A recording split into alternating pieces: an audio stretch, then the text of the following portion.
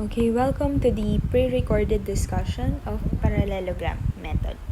So, let's recap first. Ano ba yung una natin din-discuss? Under scalars and vectors pa rin tayo.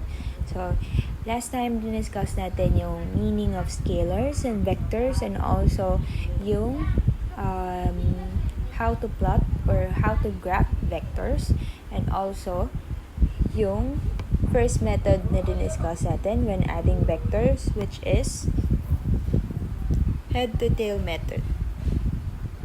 So, recap natin yung mga methods of adding vectors. Ayan. When adding vectors, meron tayong two ways or two methods, which is graphical method and analytical method. Yun din discuss natin last time, which is yung head-to-tail method hanggang nasa under graphical method siya. Okay?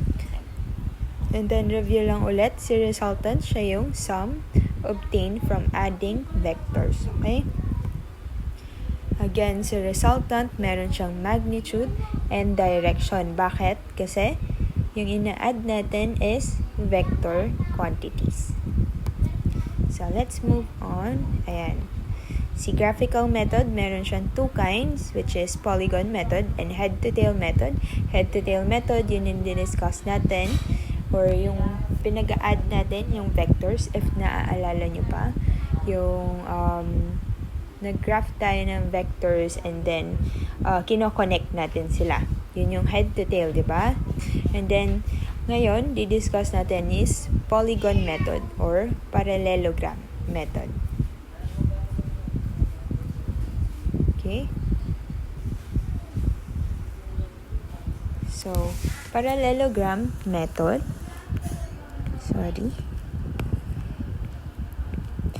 Parallelogram method is useful when adding two vectors lang.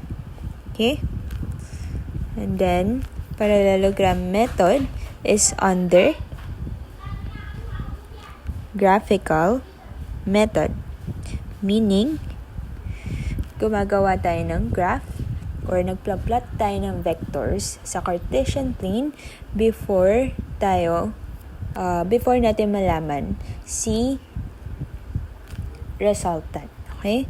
So, under siya ng graphical method. Diniscuss na natin to last time.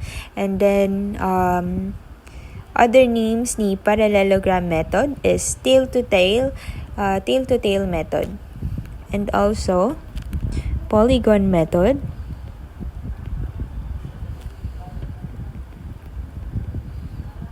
And quadrilateral method.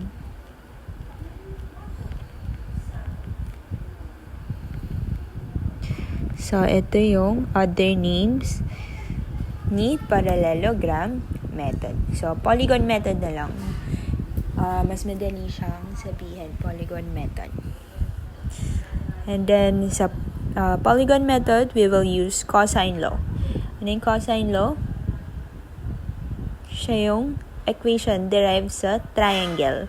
Ito siya. So, si a squared is equals to b squared plus c squared minus 2bc cosine angle A.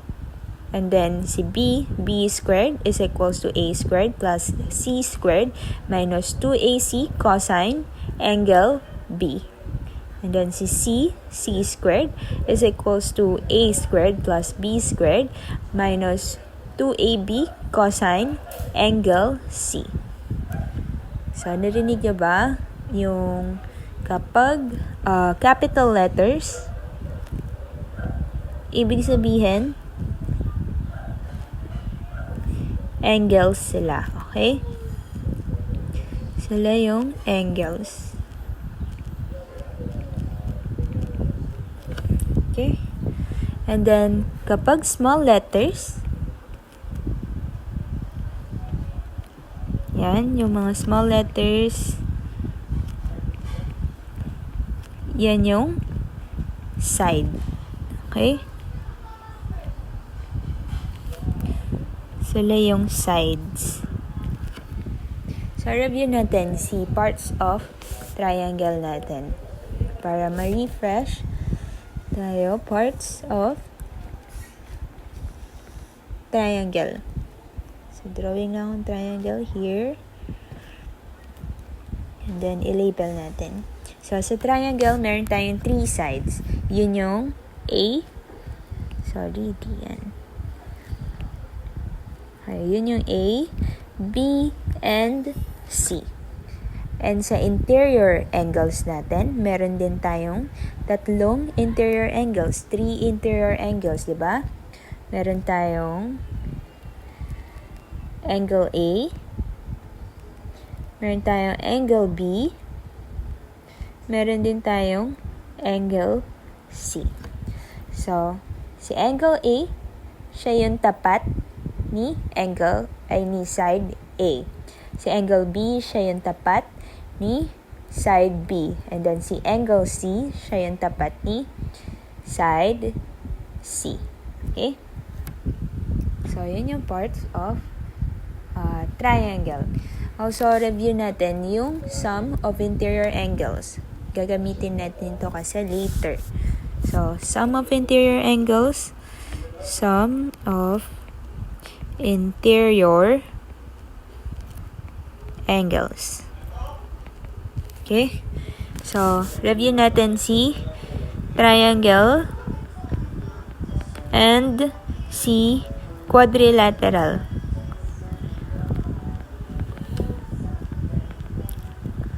Si triangle, it has a sum of 180 degrees. And then si quadrilateral, meron siyang 360 degrees. So, yung sum of interior angles,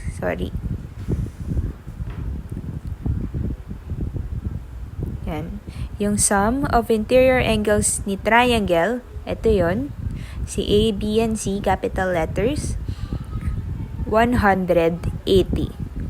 And then si quadrilateral, yung sum ni quadrilateral is 360. Again, ano tong mga to? Ito yung sum of interior angles. Okay? So, siya yung pinagsama-samang interior or yung loob, yung angle sa loob ng polygon. Okay?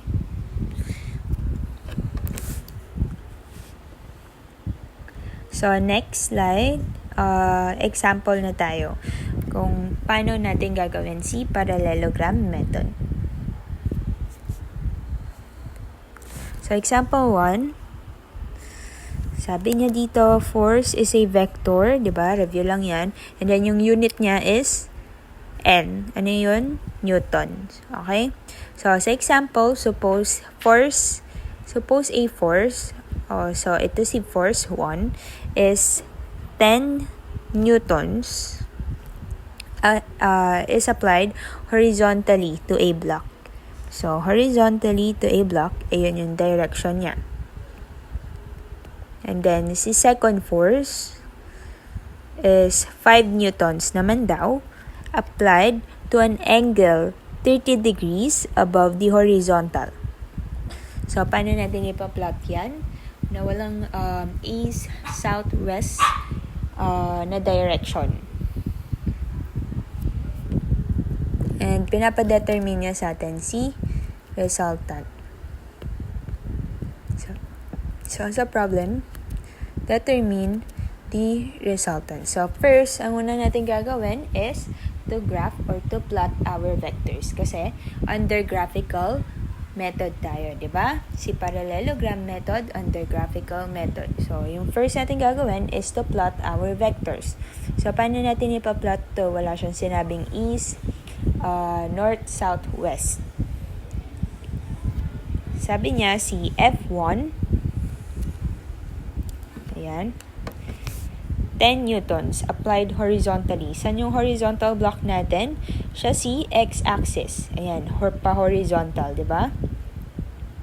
So, saan tayo mag-measure? Sa positive x-axis ba or sa negative x-axis? Sa positive x-axis kasi ang given natin is 10 newtons or positive 10 newtons. Di yan sinabing negative 10 newtons. Okay? So, magme-measure tayo sa positive x-axis. Sa side na positive x-axis. So, kunwari na lang, since di ako makalagay ng mas malaking Cartesian plane sa slide nito. Kunwari, yun na yung 10. Okay? So, magme-measure tayo from our reference point, which is yung 0, heading sa positive x-axis. Magme-measure ka ng 10 newtons heading sa positive x-axis. Okay? So, measure natin. Yan. So, yan si F1. And then, si F2 naman, sabi niya, si F2 is 5 newtons applied to an angle 30 degrees above the horizontal. Paano naman yun? So, again, ang horizontal plane natin is positive x-axis. Bakit positive x-axis? Kasi, ang given natin is positive 5. Right? So, magme-measure ka from reference point ng 30 degrees. Okay? So, kunwari ito yung 30 degrees. Yan. And then, magme-measure ka ng 5 newtons heading 30 degrees. Okay? So, from reference point, 5 newtons. So, 30 dapat to. 30 degrees. And then, 5 newtons to. That is F2. Okay? Nagigets? So, kakat ko muna yung video para hindi masyado mahaba. And hindi ako napuputol yung boses ko.